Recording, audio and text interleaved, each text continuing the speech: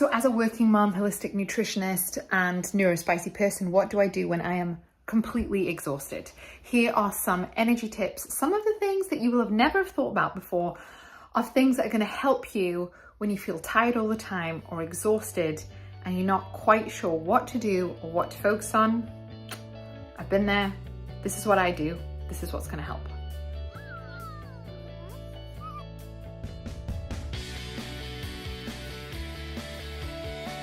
So what can you do when you're just tired, like bone tired, and you feel drained, maybe you feel a bit like wired, tired? I want to share with you in this video some of the things that, like, even in the last 2 weeks, I've noticed, I'm feeling a bit tired. And I also want to share some things. Over the last 10 years, I've worked with a lot of people with chronic fatigue, long COVID, ME, fibromyalgia. Those are all different things, but they're all sort of roughly in the same area, but look really different and can really have different severity levels depending on the person. I've worked with people with chronic fatigue that are more like bedridden, unable to work, and then people that, can maybe work part-time but can't manage it full-time. So I want to talk a little bit about energy, because energy is one of the things, now that I've sorted out my hormones and my gut health and joint problems and those immediate things that were an issue, I'm all about energy now, because life is so much better when your energy is steady and smooth and feeling good. So I have the wonderful problem of it's too bright. You can tell it's getting to autumn. The sun is getting lower. It's nice. One thing though to note about energy, and this has been something I've had to learn as I've grown up, essentially, is that energy isn't limitless. It is a finite resource that the body makes, and in order for the body to make it, so if we really make this super basic, a little bit of biology 101, energy in the body, you could sum it down to the production of something called ATP. ATP is made by something within each cell called mitochondria. So I work a lot with clients' mitochondria, supporting that. And when we're looking at energy, in order to make energy, in order to make ATP, we have to spend ATP to make ATP, and we get a net gain of it. So one of the things around energy is, yes, most of the time when I'm working with clients, and I'm going to share with you today just some of the things I'm doing at the moment to help my energy. But if I'm working with a client with severe fatigue, which happens quite a lot, then it's also really doing two things. One, making sure we help them produce more energy. And producing more energy is about a couple of things. It's making sure you support the mitochondria in its function. It's also about removing anything that is hindering mitochondrial function. And it's also about making sure you're not spending energy on areas of inflammation that and kind of problem areas in the body, to really summarize it. But even when you are doing and have done those things, it's really important, because you might not be someone watching that has chronic fatigue. You might just be like, God, I'm just feeling really tired and drained. Your energy is not a limitless resource. We have a set amount, and we really want to optimize that set amount. Don't get me wrong, and I'm going to share with you some of the things that I do and have done to help with that. But we also, I don't want those people in the background. They haven't consented to be in my video. So we want to optimize the energy, but we also need to realize that energy is a resource. It is not limitless. And so we need to steward and cultivate our energy wisely. And that's what I want to chat about a little bit more.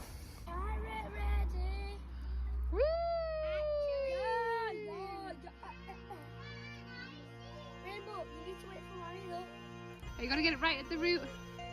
Give it a wiggle. A little one. Right.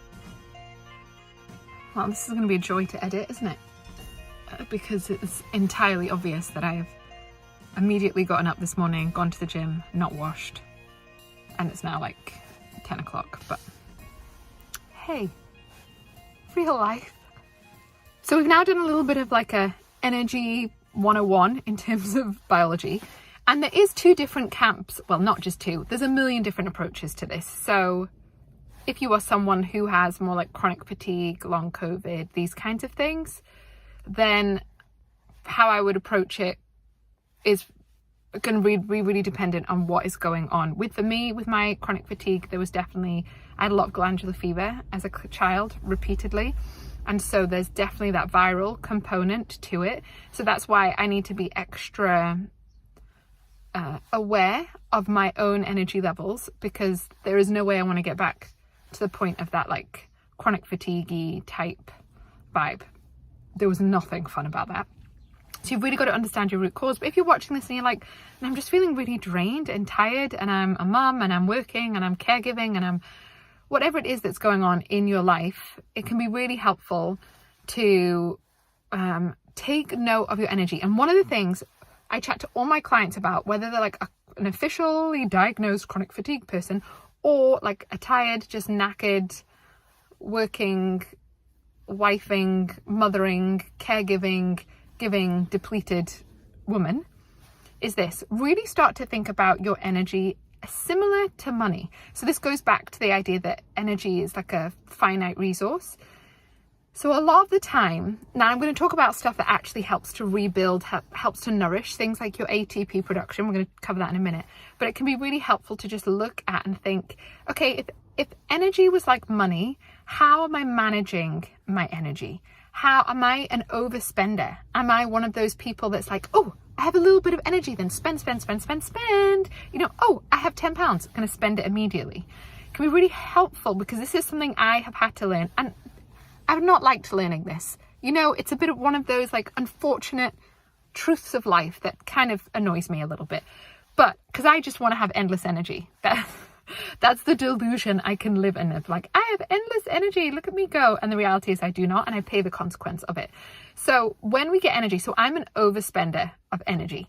I will get a little bit of energy and be like, oh, let's go for a run. Let's climb up a mountain. Let's do something. Let's spend. So what I've had to learn to do is get really strategic with my spending, like you hopefully would do with your money. You don't just get all your money in and then spend everything in the first day. You would kind of portion it out, put some in savings, spend some in different areas, and actually really start to think about your energy expenditure, especially if you're feeling drained and tired in any way, is thinking about, okay, where am I spending my energy? So that's actually the first place to begin. And that's what I have been doing, in that I've been thinking, oh, the last couple of weeks, I've just felt really drained. Okay, so what have I been spending my energy on? Just like a full bit, like with your money, if you're like, oh my goodness, I have no money, what have I spent it on? Same with energy. And so as I listed through, it's been one of my kids' birthdays, I'm finishing my yoga teacher training, there's been all my clients, and I've been onboarding some new clients, which is a brilliant thing to do. All of these things are brilliant. All of these things are things I choose, but they are, just because I like them and I want them and maybe get excited about them and choose them, doesn't mean they're not an expense of my energy. I chose to make 2 homemade birthday cakes for my son. That's a choice I made, but that is a way of spending my energy. And it's like when you start to realize and make that similar analogy to Monday of, oh, I'm spending it. I've spent a lot of my energy over the last couple of weeks. So now what I need to be intentional around is, how am I recouping that? How am I re-energizing and making and supporting my body in making more energy? And this is something I check in with quite often, because I am really unwilling to go back to that heavily fatigued state. So I'm really in tune with my energy cycles. But what happens on a broad scale is, when you end up in a very fatigued, burned out state, is because you haven't done this. You've just kept spending. You've gone into debt, energetic debt, and you just keep spending on exercise, spending on good, wonderful, altruistic things, spending on things that you get resentful about, spending on giving, spending on free labor, holding the mental load, spending, and no recouping. And if that, you know, we all know how that works with money. If you just spend and never recoup, you get in a bit of a financial mess. It is the same with our bodies. So I need to get out of the car. I'm delivering a coffee to my husband, which I'm pretty sure is cold. And as I mentioned, maybe I should wash, potentially. But I'm going to go do those things. And then let's talk about how we can actually like recoup some of this ATP. And these things will apply whether in like a chronically fatigue state or just feel like you're headed, just need to make some tweaks, a bit like I am. Like, it's not that bad, but I'm just wanting to be aware and keep my energy as resilient and stable as possible. I know some of these are going to be really little. Look at that. Do you want to do this one? That one's a bit of a weed. Do you want to do that? Don't throw it. Do you want to pull this one?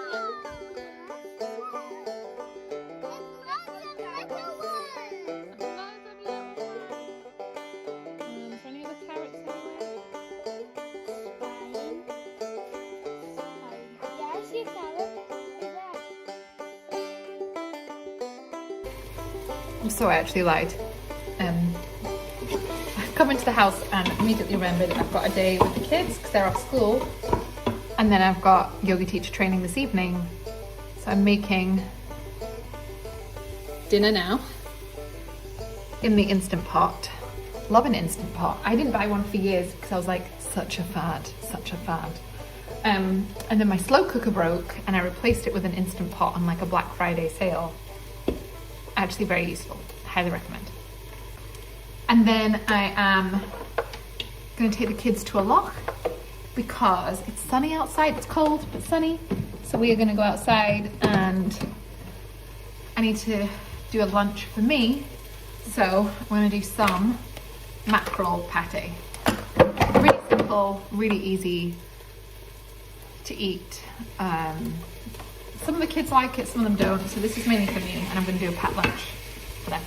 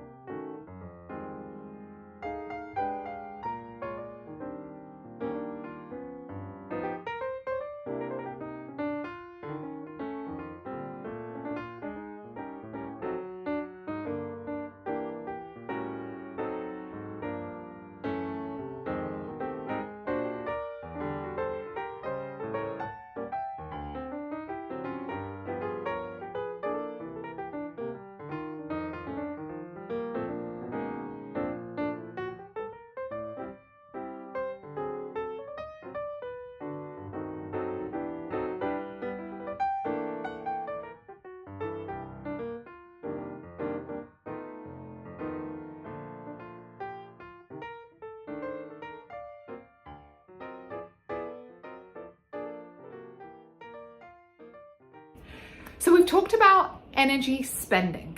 So the first thing you want to do is really take a good inventory of where has your energy been going. And this will look differently for all of us, but that's what I've been doing recently. And you could hear from before, like some of the clear ways where my energy has been going.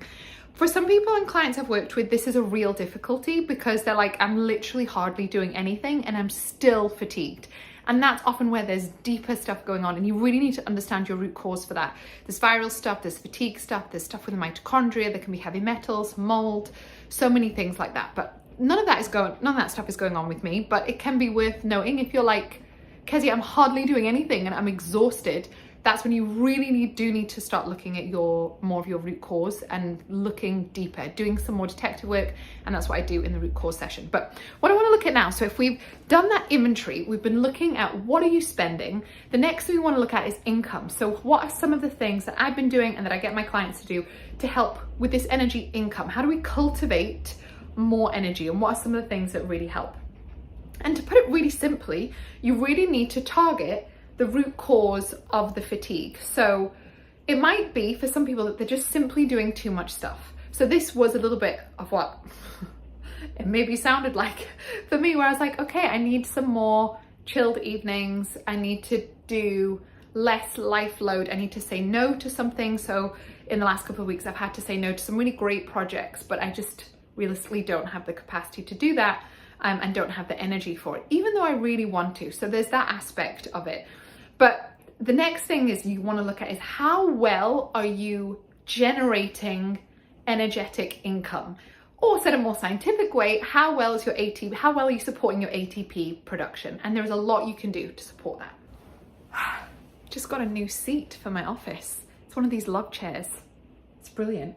It's like so wide. So now I'm just doing a lot of work. More work on a sofa. That's why I love working for myself. So with energy income, it's a little bit about how do we make more deposits of energy in our bank account? How do we create more ATP?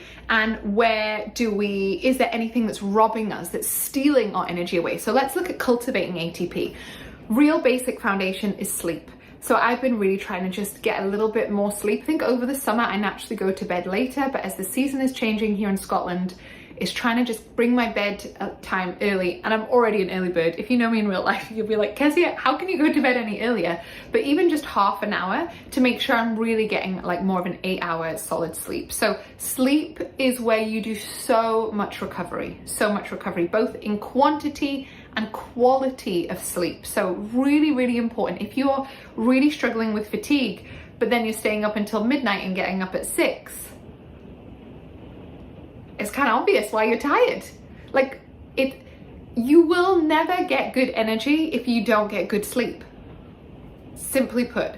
So you might not need much detective work to fatigue. You might be like, in the evening, I potter, I do stuff, and then I'm actually working at my computer, and then I don't wind down, so I don't even have a go to sleep. I'm lying awake for hours.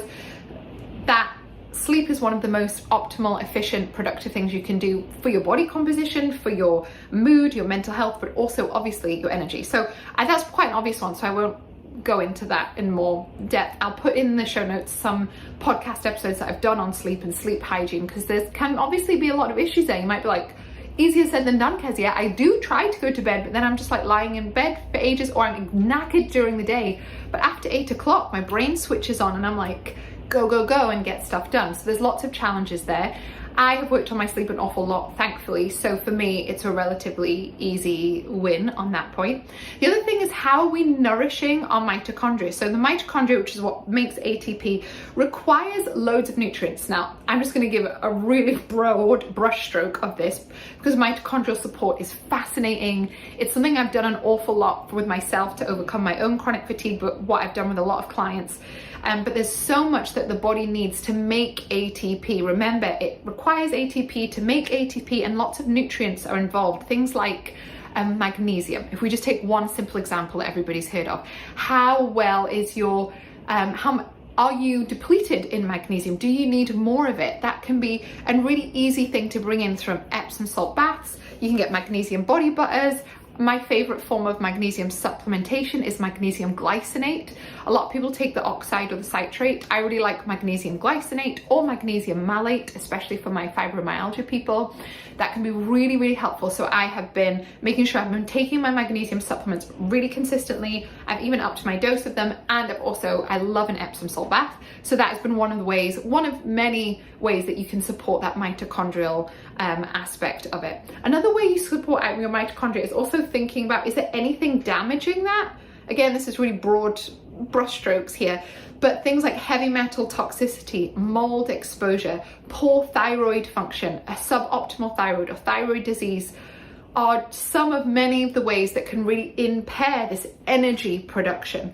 So if you've got like subclinical hypothyroidism going on, or you live in a really moldy house and are really struggling with that, then that is really going to impact the efficiency, the production of this energy. So mitochondrial support. Now, if you're just a wee bit tired, you might just need to go to sleep. But if you're watching this and you're like, I actually sleep well, I eat well, I meditate, and I'm still exhausted, there probably needs to be some deeper mitochondrial work. I can't necessarily figure that out from you watching, from just telepathically knowing you watching YouTube, but that a lot of the time with clients, when fatigue's a real issue, we're looking at the thyroid, we're looking at the mitochondria, we're looking at creating new mitochondria, nourishing the mitochondria, making sure you've got all the nutrients, you've got B vitamins, you've got magnesium, you've got amino acids, all of this sort of stuff to make sure this energy generation is happening, that you are cultivating this income of energy. Otherwise, if you just spending it, you're gonna just feel awful.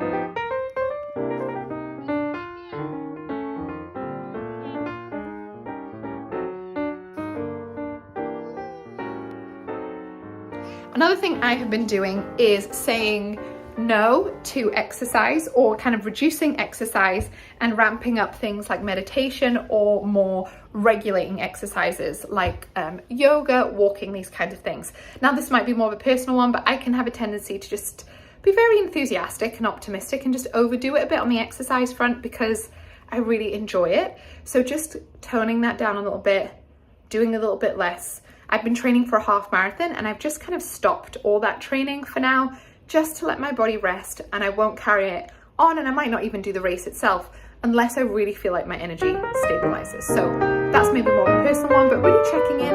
You know, if you don't do any exercise, you might actually get more energy from doing exercise. If you're not chronically fatigued, like chronically ill person, I wouldn't recommend that if you are really, really struggling. But if you're just a wee bit fatigued, exercise can give you a bit more energy. But if you're like me and you may be trying to go, you're going to the gym 5 days a week or running 5 days a week, no, pile that down, take a break for a couple of weeks, and then see how your energy feels. I need to go outside, but shopping in the rain.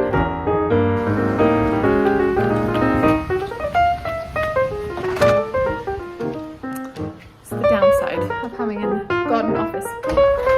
The next thing I think can be really helpful to do is thinking about your food. So food-wise, you want to be eating often, so 3 meals a day with protein, fiber, and healthy fats and healthy carbs with your meals, to just say it really broadly. And also, you want to really look and just take inventory, take stock, reflect on how much caffeine am I having and how much sugar am I having.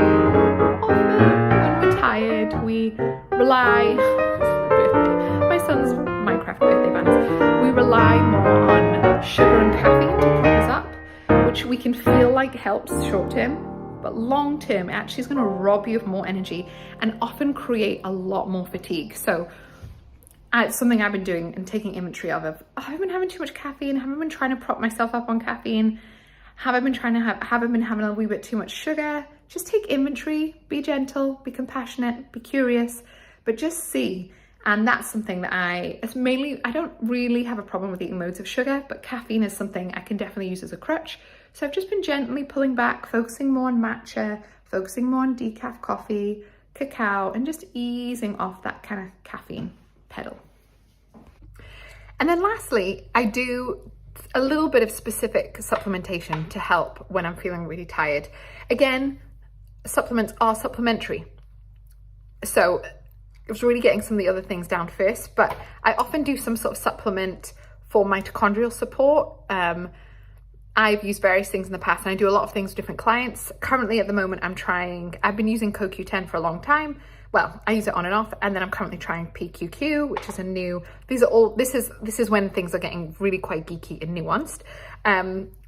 Again, these things can be really helpful if you're doing some of the other foundational work with your mitochondria. I also make sure I have a really good methylated multivitamin. For me, I've tried lots of things over the years. This isn't for everybody, but having a good dose of B12 and B6 and these kind of things really help with my energy levels. And I really do notice it.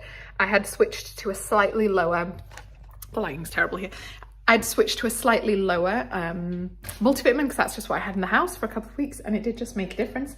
And then also at the moment, I add in a little bit of hormone support. So that's currently looking at some calcium D-glucarate. I've got the broccoli sprouts in the food, a couple of other things, got Angus castus, because sometimes, again, not all the time, but I think some of the fatigue that's been going on is also being exacerbated by these kind of hormone fluctuations and changes as I'm sort of in that very early stage of perimenopause. Also why it's good to eat broccoli. Brassicas are great for your hormones. So also good for your energy, eat broccoli.